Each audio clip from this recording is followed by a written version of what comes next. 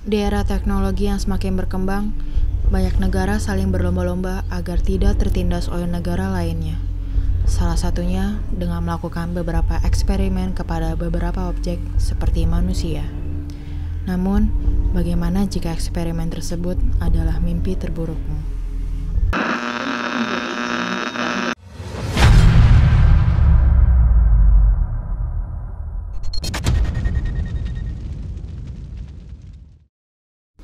Di video kali ini, Gerobak Nightmare akan membahas mengenai eksperimen terkejam di dunia versi Gerobak Nightmare.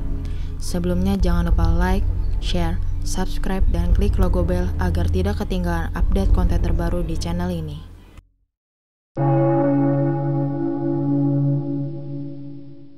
Teknik pengendalian pikiran manusia mungkin bukan hanya ada pada film-film fiksi.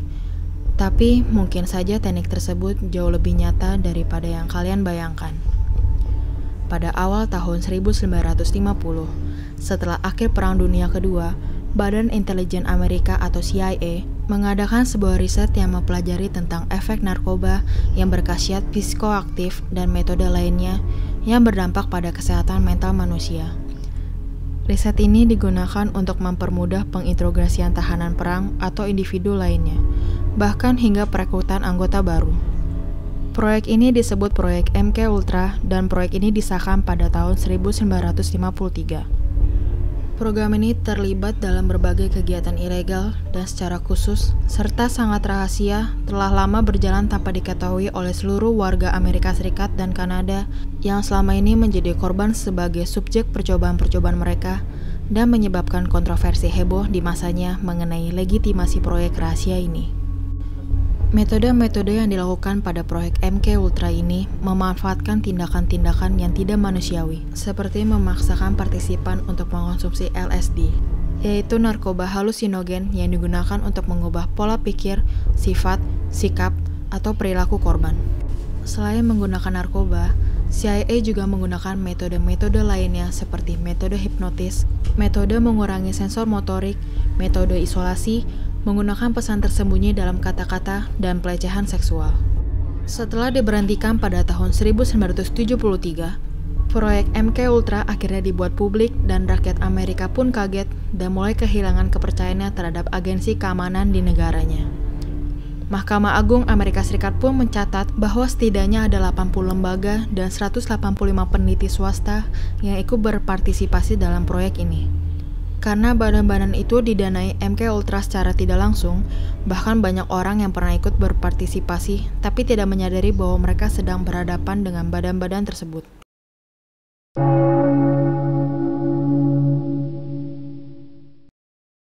Banyak yang bilang kalau semua ras itu sama, tapi ilmuwan Amerika tidak berpikir demikian. Pada tahun 1932, Layanan Kesehatan Amerika melakukan kegiatan riset yang sangat tidak etis dan sangat rasis kepada rakyatnya sendiri. Disebut Tuskegee Syphilis Experiment. Para praktisi yang ada pada eksperimen ini menjanjikan kesehatan gratis kepada 500 lebih orang berkulit hitam di Tuskegee, Alabama. Riset ini sendiri bertujuan untuk melihat pertumbuhan penyakit sifilis yang tidak diobati pada orang berkulit hitam, karena para dokter pada saat itu berhipotesa bahwa ada perbedaan terhadap penyakit sifilis pada orang berkulit putih dan orang berkulit hitam. Universitas Tuskegee, yaitu universitas yang didominasi oleh pelajar dan pengajar berkulit hitam, juga ikut andil dalam riset ini, dengan mengumpulkan 399 orang yang sudah mengidap sifilis sebelum riset dimulai dan 201 orang yang belum mengidap sifilis. Para kandidat yang ikut di riset ini dinyajikan bahwa masa riset ini hanya ada selama 6 bulan. Tapi itu hanya satu dari banyak kebohongan lainnya yang dikeluarkan oleh para dokter tersebut. Kandidat riset yang berpartisipasi juga tidak dijelaskan bahwa mereka mengidap sifilis. Tapi mereka hanya mempunyai darah kotor dan mereka juga tidak diberikan penisilin. Penisilin sendiri adalah yang sudah menjadi standar untuk pengobatan sifilis pada masanya. Mereka hanya diberi sugesti bahwa darah kotor tersebut akan hilang seiring waktu dan mereka akan sehat seperti semula. Riset ini berjalan selama 40 tahun, jauh dari janji 6 bulan sebelumnya dan berakhir pada 1972 setelah dibuat publik oleh reporter Jean Heller pada koran New York Times yang berjudul Riset Korban Sifilis Tidak Diobati Selama 40 Tahun. Pada akhir dari riset ini, hanya 74 orang yang masih hidup dari 399 orang sebelumnya. 28 orang meninggal karena sifilis, 100 meninggal karena komplikasi, 40 istri mereka juga terinfeksi, dan 19 anak-anak mereka terinfeksi sifilis dari lahir.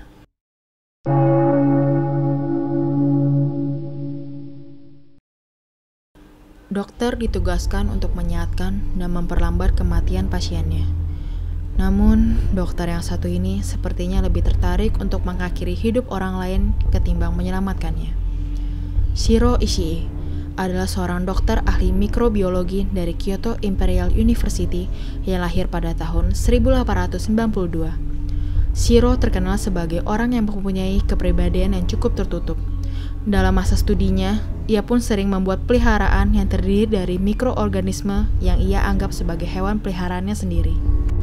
Sambil menjalani masa studinya, ia pun bergabung dengan tentara kerajaan Jepang sebagai asisten bedah. Pada tahun 1925, Ishii pun dinaikkan pangkatnya menjadi kepala divisi bedah dan ia pun melakukan riset pada efek pengembangan dari perang biologis dan perang menggunakan senjata kimia yang berisi bakteri, virus, atau jamur yang pernah digunakan pada Perang Dunia Pertama. Hasil riset inilah yang berjasa dalam menaikkan pangkatnya menjadi ahli bedah dalam regimen tentara Jepang. Pada tahun 1932, Jepang merasa perlu adanya pengembangan senjata kimia dan biologi. Maka ia pun menugaskan Ishii dalam merealisasikan hal tersebut. Ishii pun memberikan ide dalam pembentukan Departemen Pencegahan Epidemi dan Pemurnian Air Tentara Kuatung, atau yang lebih dikenal sebagai Unit 731. Unit 731 pun dibentuk pada tahun 1934 yang terdiri dari kompleks tentara seluas 6 km dengan tujuan riset untuk pemurnian air, atau setidaknya itulah penjelasan yang diberikan oleh kerajaan Jepang pada saat itu. Karena pada saat itu, semua riset yang dilakukan di Unit 731 sangat rahasia. Hanya personel Unit 731 yang mengetahui hal-hal yang sebenarnya terjadi. Namun riset yang terjadi pada Unit 731 bukan hanya sekedar pemurnian air ataupun pencegahan epidemi, tapi hal-hal yang lebih sadis daripada itu. Setiap tahunnya, polisi rahasia dan intel Jepang akan mengumpulkan ratusan laki-laki, perempuan, dan anak-anak dari berbagai macam usia dengan alasan perilaku yang mencurigakan. Di antara orang-orang tersebut ada lansia, tahanan perang, kriminal, ibu-ibu hamil, bahkan balita. Kumpulan orang tersebut pun akan dimasukkan ke Unit 731 untuk dijadikan sebagai bahan eksperimen. Eksperimen pada Unit 731 yang dikepalai oleh Shiro Ishii ini juga jauh dari kata manusiawi. Lansia dan balita yang sudah dikumpulkan tadi disuntik dengan vaksin yang sebenarnya berisi berbagai macam penyakit hingga mereka terkena kolera, cacar, antraks, disentri, dan penyakit lainnya, lalu dibedah hidup-hidup tanpa obat bius untuk mempelajari efek dari penyakit tersebut. Terkadang beberapa organ juga sengaja diamputasi dan dijahit kembali di posisi yang salah. Organ dalam seperti paru-paru, usus, dan otak dengan sengaja dilepas lalu dipasangkan kembali untuk mempelajari efek dari pendarahan. Sisa dari tahanan yang tersisa dikubur hidup-hidup atau dijadikan sebagai sasaran tembak di mana mereka dibiarkan terikat pada sebuah tiang. Senjatanya pun terdiri dari senjata kimia, granat, senapan otomatis, dan pelontar api. Para sasaran tembak ini digempur hingga mereka tak bernyawa lagi. Pada akhir dari Perang Dunia Kedua, Jepang pun menyerah dan Shiro Ishii beserta petinggi Unit 731 lainnya disidang pada tahun 1946. Sidang tersebut dihadiri oleh 11 negara dan salah satu negaranya adalah Amerika Serikat. Panglima Tentara Amerika Serikat, Douglas MacArthur pun memberikan imunitas kepada Shiro Ishii dengan kesepakatan bahwa Ishii akan memberikan semua hasil risetnya selama di Unit 731 kepada Amerika Serikat. Dengan diberikannya imunitas kepada Ishii, berarti Ishii tidak pernah dituntut atas kejahatan perang apapun dari PBB. 14 tahun kemudian, Shiro Ishii pun meninggal karena kanker tenggorokannya di umur 67 tahun. Bagaimana pendapat kalian mengenai eksperimen terkejam di dunia tersebut? Tulis pendapat kalian di kolom komentar. Sekian video mengenai eksperimen terkejam di dunia versi Gerobak Nightmare. Bantu dorong Gerobak Nightmare dengan like, share, dan subscribe channel ini. This is Gerobak Nightmare, and we'll be seeing you in the next midnight.